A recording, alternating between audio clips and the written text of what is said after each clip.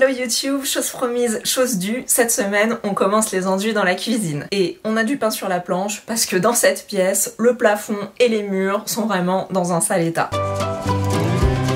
Première chose, je vous propose de faire un petit tour d'horizon pour vous remémorer où on en est dans cette partie de l'appartement. Je sais pas si vous vous souvenez, mais ça, là, c'est la condamnation, c'est-à-dire l'ancienne porte qui desservait la pièce qui était avant une chambre, ici, et qu'on a condamnée, et je trouve que cette évolution, elle est ouf.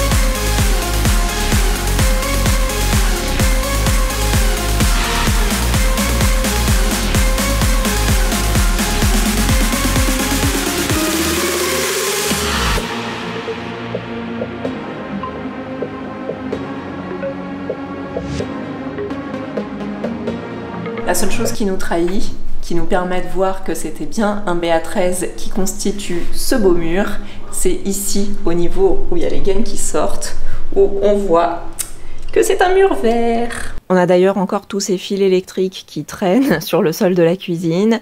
À terme, ils seront mis dans des goulottes électriques, des goulottes en plastique qui iront derrière les meubles de cuisine. Mais avant de faire ça, il faut qu'on ait posé le sol. Puisque ces goulottes, on viendra les positionner directement par-dessus le parquet et ça nous servira de plinthe.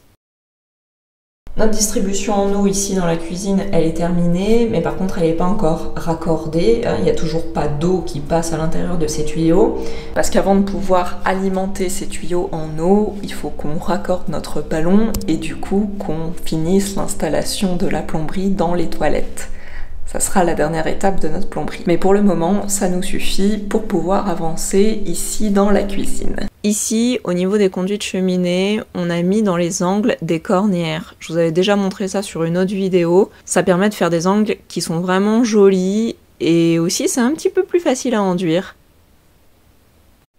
Donc on a fait ça sur chaque coin au niveau de chaque angle et il y a encore celui-ci qu'il faut qu'on fasse pour que ce soit bien net et propre partout. Le mur du fond, il est vraiment sacrément moche. J'ai dû bien le nettoyer pour enlever à nouveau toutes les petites peaux, toutes les traces de trucs un peu gluants et collants qu'il y avait sur ce mur. Et normalement, comme ça, on va pouvoir le sous-coucher et l'enduire. Donc voilà, en gros, l'état de la cuisine actuellement. On a aussi rebouché les fissures superficielles sur les murs.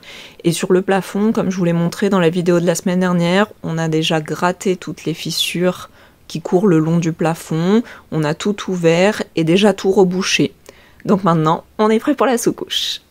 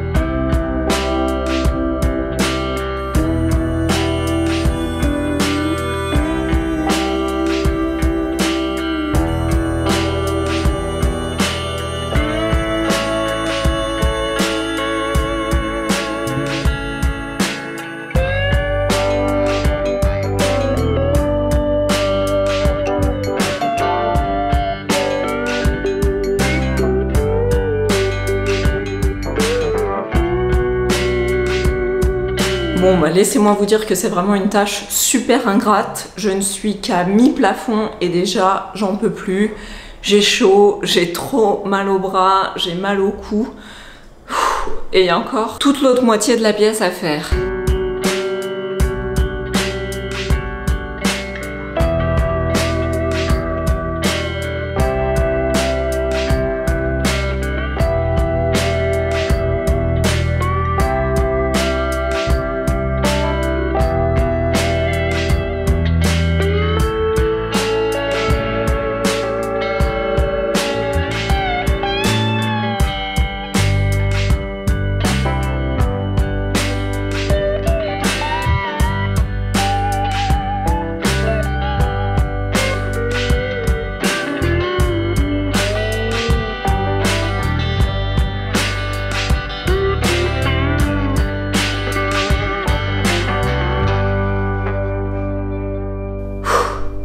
Petit débrief. Déjà, je pense que quand j'ai inséré mon rouleau, il est trop près de la barre ici.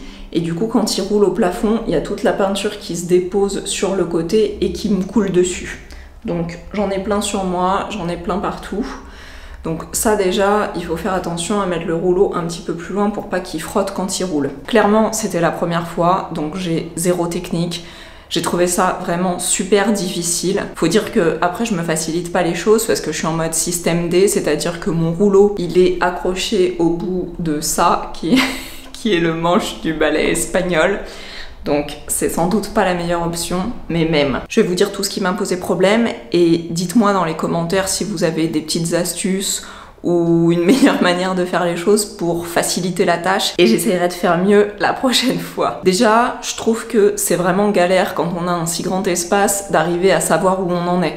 Donc je donne des coups de rouleau un peu à droite à gauche au fur et à mesure que je vois les endroits où je suis pas encore passée, mais je pense qu'il faut vraiment essayer d'avoir une meilleure manière de procéder pour essayer vraiment de faire, je sais pas, carré par carré. Ensuite, j'ai essayé de faire avec la perche depuis le sol et franchement, c'était à bout de bras, c'est super difficile.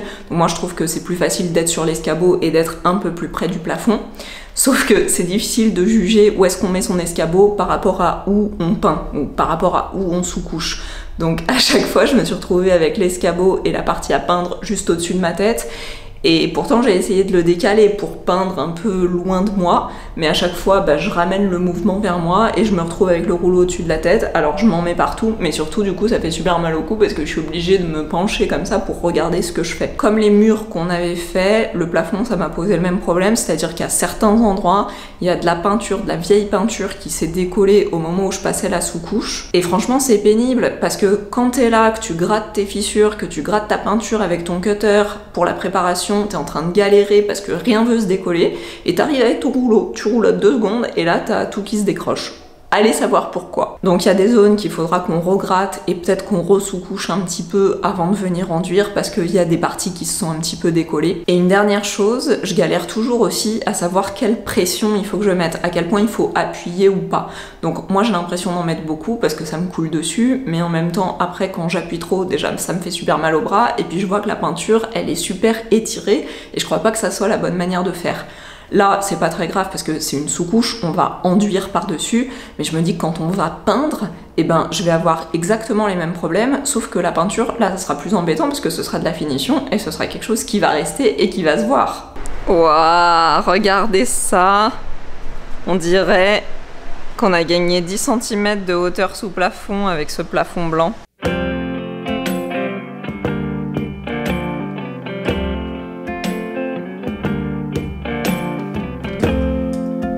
J'ai voulu sous-coucher ici, derrière les tuyaux. Bon, déjà je vous avais dit, ces marquages au marqueur, c'est pas super top parce que du coup ça ressort par-dessous la sous-couche. Mais surtout, c'est hyper difficile d'aller peindre, d'aller sous-coucher derrière les tuyaux.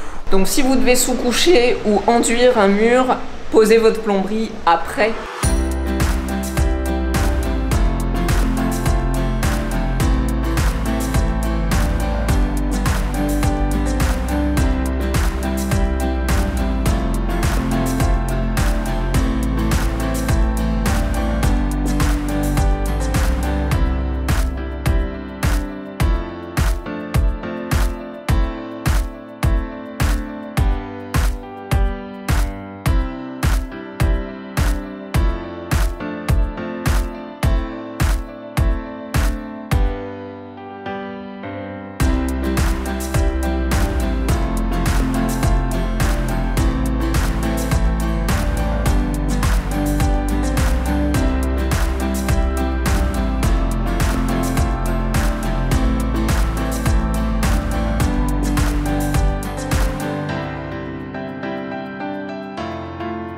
Est-ce que vous êtes prêts à découvrir la cuisine toute blanche?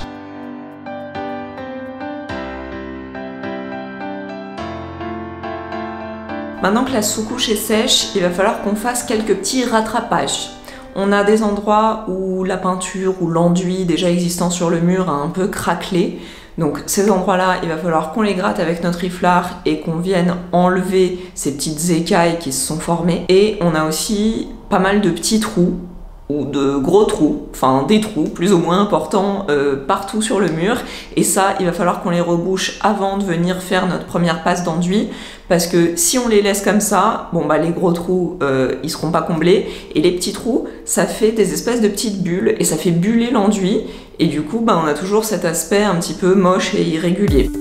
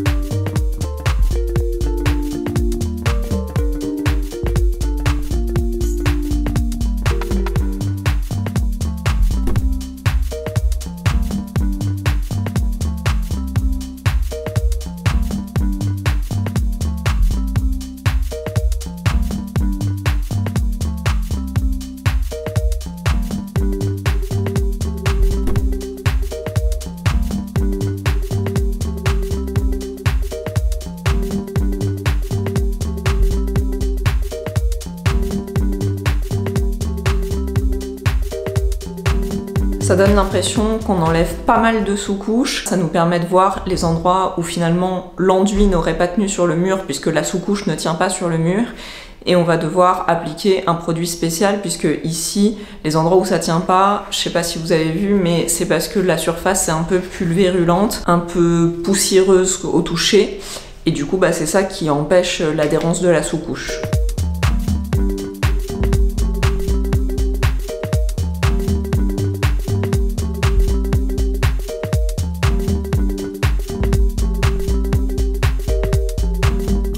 Je viens d'appliquer le durcisseur sur le mur et je suis en train de rincer, ils disent de rincer à l'eau et en fait, ça fait des toiles d'araignée. Et mon pinceau pareil, il est tout collé. Ah là là. Ah.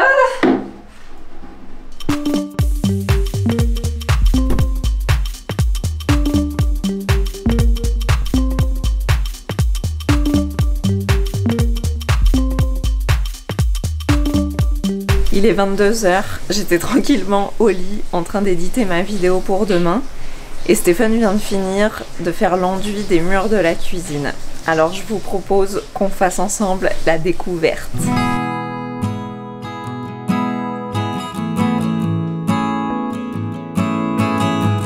Oh là là! Waouh! C'est un truc de ouf!